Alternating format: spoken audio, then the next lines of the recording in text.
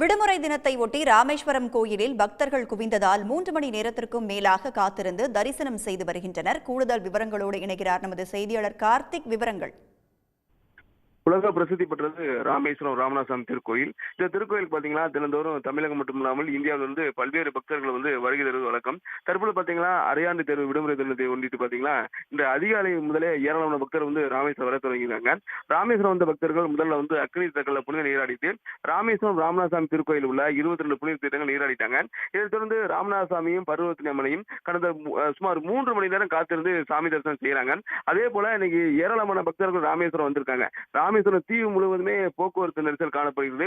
குறிப்பா சொல்ல வேண்டும் என்றால் பேருந்து நிலையத்திலிருந்து ராமேஸ்வரம் ராமநாதசாமி திருக்கோயில் வர ஏராளமான வாகனங்கள் வரிசையில் நிக்குது. வாகனங்கள் ஊன் செல்லக்கூடிய நிலைதான் இருக்கு. அது மட்டும் இல்லாமல் தனுஷ்கொடி, ராமர் பாதம் உள்ளிட்ட பகுதிகளில் பாத்தீங்கன்னா ஏராளமான போக்குவரத்து நெரிசல் காணப்படுகிறது.